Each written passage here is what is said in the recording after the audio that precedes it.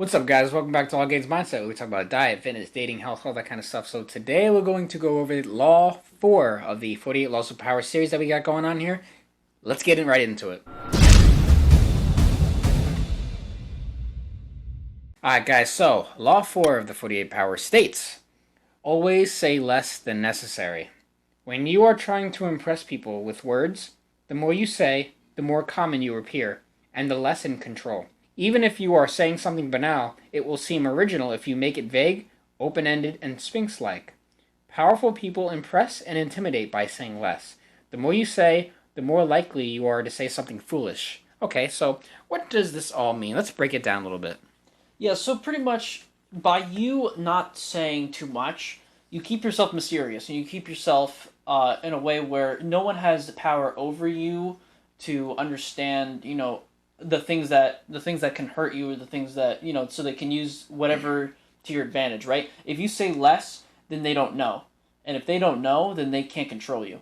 And by you not saying anything and letting other people say things, you have control over them in a sense. You have more power over them, and you can manipulate things into any situation into your advantage. Yeah, it doesn't mean not to say anything. Yeah. Okay. Say things. You must say things. Yeah, obviously you don't want to be a mute, right? Be a duck mute to people, right? But you want to be careful what you do say, okay? Because in different social situations, there's a lot of times in which you may say something foolish, as the author states, Robert Greene, and you may come across as something else that you're trying to be.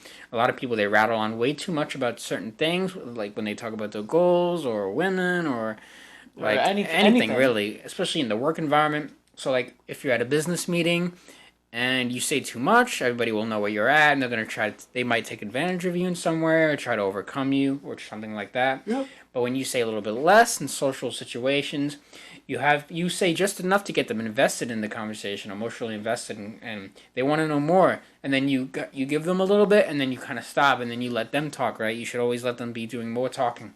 Or we can use it in more of a dating situation, let's say, and I'm putting this in the context of being a man. If you're a man on a date with a woman, a lot of guys, what they do in dating situation when they're on a date is they talk way too much about themselves, and they talk about their accomplishments, they talk about what they have, and their nice car, and their dog, and their family, and their friends, and they talk about all this kind of stuff.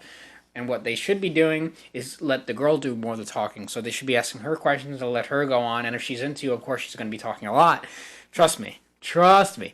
So, a lot of people, they just talk way too much, and they let it get the best of them, and by talking too much, you let go of all the mystery that one may conceive of you, and one may, like, think of you as this kind of entity, right? But the more you talk, the more you let loose, the more you tell them all about you, and then they can easily figure you out, and that makes you less of an interesting person. Yeah, exactly. And talking about entity, let's go quickly into the subject of part of the book where he talks about Louis XIV back in the days in France, where Louis XIV rarely ever said anything, and so his advisors, when a situation would come up, and they didn't know what to do, and they wanted to bring it to the king, they would all infight with each other to figure out what they want to say, how to say it, because they don't know what's gonna offend or hurt or make Louis XIV react in a negative way, and so they would scramble and try to find two different people to get a specific proposal to give to the king,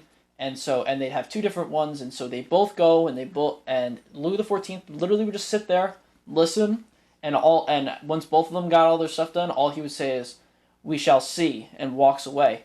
And with that, by just only saying that, he creates a power. He has so much power. He can literally say that, walk away, and they don't know anything else, and they just have so much fear in that because they don't know if they're going to use any of their proposals, if they upset him or anything. They don't know anything because that's all he said, and he doesn't talk about any of their proposals after that, and all he does is act upon whatever they said. Whatever he liked, he just acts upon it, doesn't talk to them and consults them on like their specific thing, that he just does it. And so by doing that, you create this power within your that social circle pretty much, and make yourself be the bigger man, because you can't.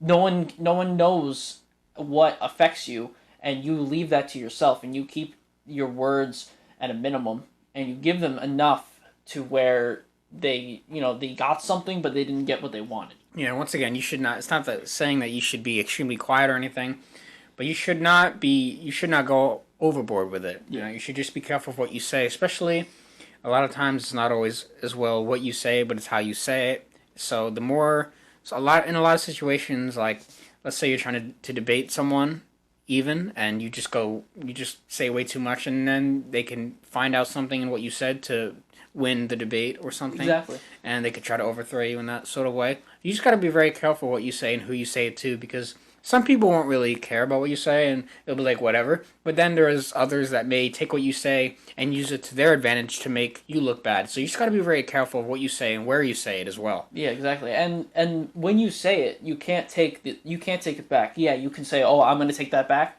You can't, because it was part of your thought process. And it went through your brain. It's been revealed. Yeah, and it's what you said. So clearly you can't take that back. Now, if it's something where you said it, let's say 10 years ago, and you look back at it, yeah, I made a mistake. You can only accept that you made a mistake and you know that it's wrong.